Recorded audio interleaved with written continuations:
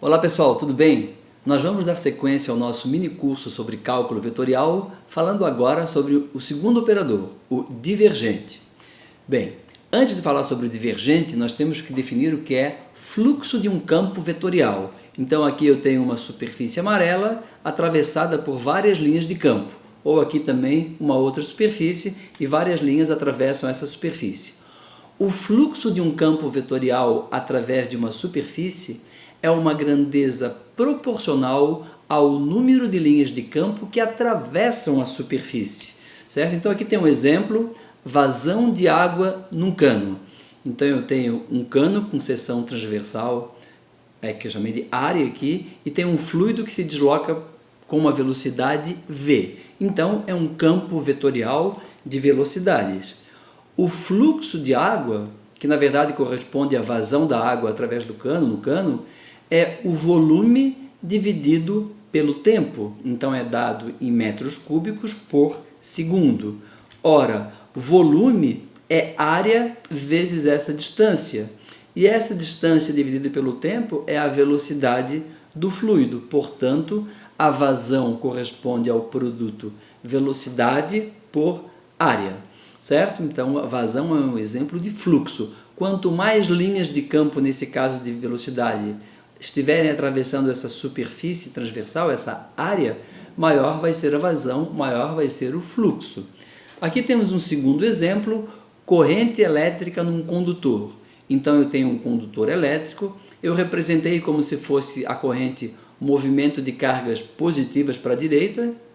Na verdade, é o sentido convencional, eu tenho, na verdade, elétrons que se movem para a esquerda, mas o resultado final é o mesmo. Então, aqui eu tenho o vetor J, que é o vetor densidade de corrente elétrica.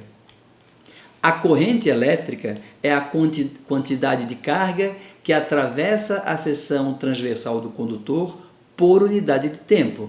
Então é um delta aqui sobre um delta t, ou na verdade, se fizer o limite quando o delta t tende a zero, é a taxa de variação da carga em relação ao tempo que atravessa essa superfície, a derivada, certo? 1 ampere é igual a 1 coulomb por segundo, então é carga por unidade de tempo, certo? A densidade de corrente, o seu módulo, na verdade o vetor densidade de corrente, né, ele tem módulo, direção e sentido. O módulo é a corrente, que é uma grandeza escalar, dividido pela área. Então, o vetor densidade de corrente é dado em ampere por metro quadrado, certo? Portanto, a corrente pode ser calculada como sendo J, o módulo de J, vezes a área da seção transversal, ao menos nesses exemplos simples que eu ilustrei até agora. Vou fazer uma pergunta. Através de qual superfície se tem o maior fluxo? Eu tenho aqui um campo vetorial, representado através de suas linhas de campo. Eu tenho uma superfície com área A1, chamei de superfície 1, e uma superfície com área A2, superfície 2, certo? Linhas de campo, a gente sabe que o campo é sempre tangente às linhas de campo e o campo é mais intenso na região em que as linhas estão mais próximas, em que a densidade das linhas é maior. E o fluxo através dessas superfícies 1 e 2? O fluxo é igual ou diferente? O fluxo é igual, já que o número de linhas de campo que atravessa a superfície A1 é igual ao número de linhas de campo que atravessam a superfície A2, certo? Então o fluxo é proporcional ao número de linhas de campo. Fluxo através da superfície 1 é igual ao fluxo através da superfície 2. Mas claramente tem alguma coisa diferente. O que é diferente? O que é diferente são as densidades de fluxo. Fluxo por unidade de área. Eu representei aqui através de um vetor, então o vetor densidade de fluxo, F1 aqui e F2 aqui, certo? Como o fluxo é igual e as áreas são diferentes, as densidades de fluxo são diferentes. Especificamente, eu estou tratando apenas do módulo aqui do vetor densidade de fluxo. F1, o módulo é o fluxo através da superfície 1 dividido pela área 1. O fluxo, a densidade de fluxo F2, módulo, é o fluxo através da superfície 2 dividido pela área da superfície 2. Ora, como A1 é menor do que A2 e os fluxos são iguais, a consequência óbvia é que a densidade de fluxo aqui na superfície 1 é maior do que a densidade de fluxo na superfície 2. Até eu representei com uma setinha maior para deixar isso bem claro. É bom lembrar que fluxo é uma grandeza escalar, é o número de linhas de campo que atravessa uma determinada superfície. Pode ser positivo ou negativo, se atravessa da esquerda para a direita ou da direita para a esquerda, mas é uma grandeza escalar. Por outro lado, densidade de fluxo é uma grandeza vetorial, certo? Tem módulo, direção e sentido. Vamos ver alguns exemplos, então, de fluxo e densidade de fluxo. Corrente elétrica, dado em ampere, densidade de fluxo é a densidade de corrente elétrica dada em ampere por metro quadrado. Vazão, dada em metro cúbico por segundo. A densidade de fluxo correspondente é a velocidade do fluido, dada em metro por segundo. Fluxo de calor, dado em watts. 1 watt é igual a 1 joule por segundo. A densidade de fluxo de calor é em watt por metro quadrado. Fluxo de massa, fluxo radiante, fluxo magnético, por exemplo, fluxo magnético é dado em Weber. A densidade de fluxo magnético é dada em Weber por metro quadrado. Isso é chamado de Tesla. Então, as densidades de fluxo são sempre a unidade do fluxo dividido por metro quadrado, certo? Observação importante. No contexto de matemática e eletromagnetismo, fluxo é uma grandeza escalar e é assim que a gente vai tratar aqui. Já no contexto de fenômenos de transporte, mecânica dos fluidos, transferência de calor, a palavra fluxo geralmente é usada para designar uma grandeza vetorial, que aqui nós chamamos de densidade de fluxo. Então eu vou seguir a história, né? Isso surgiu no eletromagnetismo, foi adotado pela matemática. Fluxo é proporcional ao número de linhas de campo, é uma grandeza escalar. E a densidade de fluxo, ela sim, é a grandeza vetorial correspondente, certo? Então, mais um exemplo para ilustrar aqui, ó. Eu tenho a equação da continuidade de um fluido incompressível, por exemplo, a água, que não pode ser comprimida. Então, aqui eu tenho um tubo, na entrada eu tenho uma seção transversal, uma área A1, e o fluido entra com uma velocidade V1. Aqui na saída, a área é diferente, nesse caso menor, A2, consequentemente a velocidade vai ser diferente. Por quê? A vazão, a quantidade de fluido que entra aqui por segundo, é igual à quantidade de fluido que sai por segundo. Então, a vazão nas duas superfícies são iguais as vazões, certo? Portanto, A1V1 é igual a A2V2.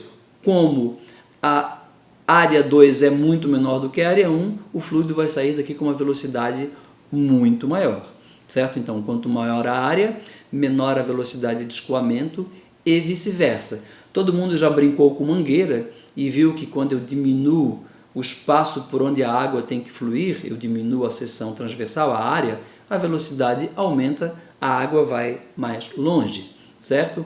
Como que se calcula o fluxo? Bem, inicialmente a gente vai considerar que o campo vetorial é constante sobre a superfície. Eu quero calcular o fluxo desse campo vetorial, desse vetor, certo? Então eu tenho as linhas do campo vetorial aqui, F, representado por F. Eu tenho uma área A, o vetor normal à área, vetor unitário normal à superfície, eu chamei de N, é um vetor normal. E tenho um ângulo θ, que esse vetor normal à superfície forma com o campo vetorial F. Nesse caso, eu estou considerando que o campo vetorial é constante sobre a área.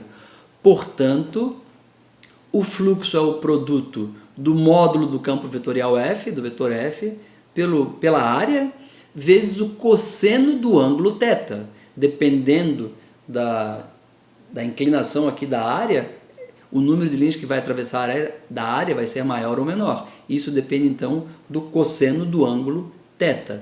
Eu posso escrever o fluxo como um produto escalar. É a área vezes o produto escalar do campo vetorial F pelo vetor normal, certo? O produto escalar tem como módulo o módulo do primeiro, que é o módulo de f, que eu chamei de f, o módulo do segundo, que n é um vetor unitário, vezes o cosseno do ângulo entre eles. Aqui está. Bom, eu vou definir um vetor que é o vetor área. O que é o vetor área? É um vetor cuja magnitude é o tamanho da superfície aqui e o sentido dele aponta na direção do vetor normal, certo? Então aqui está. A partir dessa definição de área, eu posso escrever o fluxo como o produto escalar do vetor f pela área A, pelo vetor área A. Lembrando que eu estou considerando o campo vetorial constante sobre a superfície. Tá? Eu terei fluxo máximo quando os campos, os vetores f forem perpendiculares à área, ou, dito de outra maneira, quando f e a forem paralelos. Nesse caso, θ igual a 0, cosseno de 0 é máximo, é 1, e eu tenho que o fluxo é simplesmente o produto do módulo de f pelo módulo da área. E o fluxo vai ser nulo quando f e a forem perpendiculares. Nesse caso aqui, o meu campo apenas tangencia a área. Nenhuma linha atravessa a área. θ igual a 90 graus. Cosseno de 90 graus igual a 0. Logo, o fluxo é nulo. Então, aqui para um campo constante sobre a superfície. E se o campo variar em cada ponto da superfície? Bem, nesse caso, tá, para um campo vetorial variável sobre a superfície, eu tenho que quebrar a minha superfície em elementos bem pequenos, elemento infinitesimal de superfície, que eu chamei de dA, certo? Que aponta, o vetor dA aponta na direção normal à superfície. E aqui eu tenho o meu vetor f. O que eu vou fazer? Aqui tem uma outra representação, é basicamente a mesma coisa, só para ter um pouco melhor a definição da imagem, a resolução. Então eu tenho em azul aqui à direita, em azul eu tenho o vetor dA, cujo módulo corresponde a essa área infinitesimal e aponta na direção normal à área, e f, que forma um ângulo θ com a área. O que eu vou fazer? Eu vou considerar cada pedacinho, dentro de cada pedacinho infinitesimal, ou cada elemento infinitesimal de área, de superfície, eu vou considerar que a minha força é constante, já que ele pode ser tão pequeno quanto eu queira.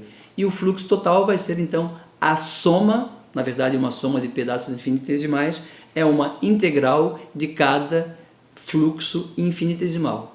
Então, o fluxo através do elemento infinitesimal, está aqui representado, é o produto escalar de f por dA. Isso é um fluxo infinitesimal, o fluxo através de cada pedacinho que eu representei aqui com quadrado nesse caso, certo?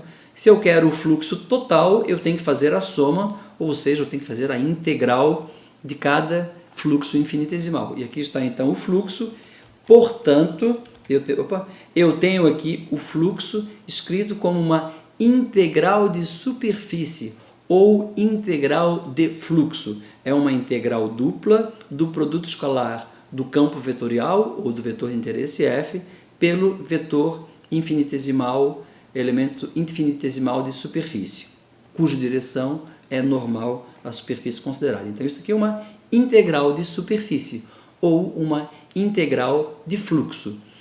Caso a superfície seja fechada, eu tenho que fazer a mesma coisa. Eu representei aqui um elemento infinitesimal de superfície, f dA, está aqui representado aqui também, tá?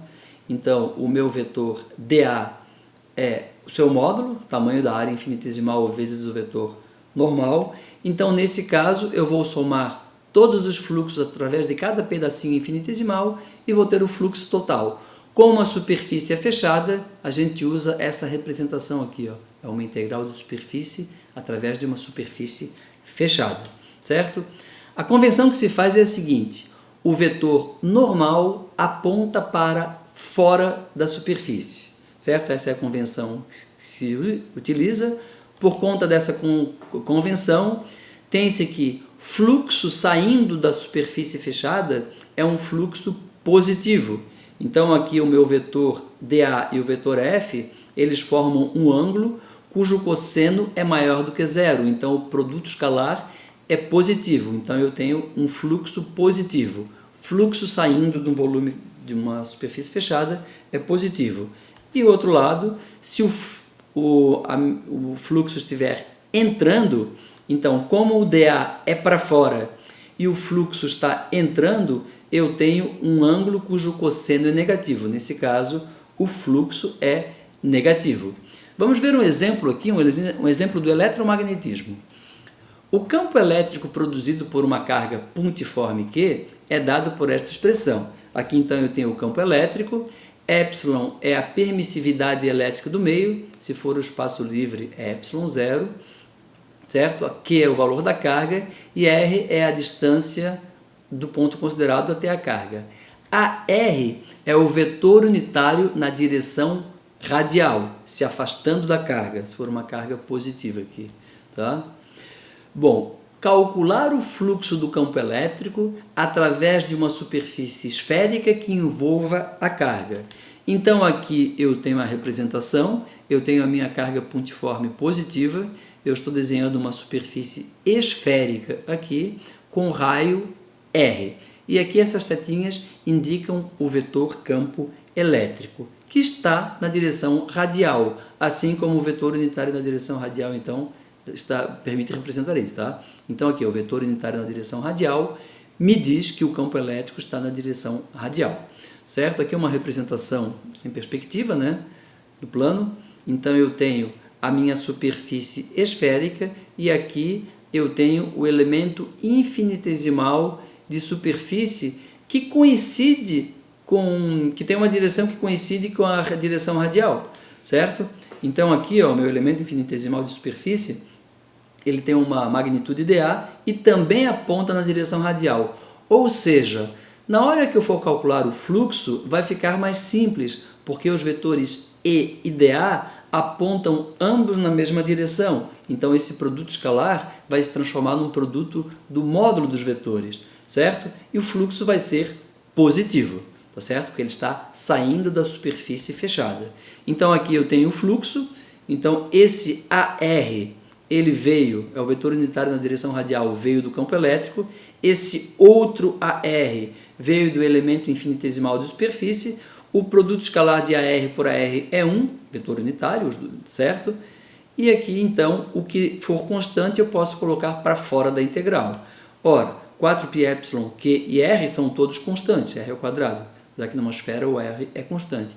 Então aqui tudo que é constante saiu da integral e sobrou apenas a integral de dA. Ora, a integral de dA é justamente a área da superfície. E essa área para uma esfera vale 4πr ao quadrado.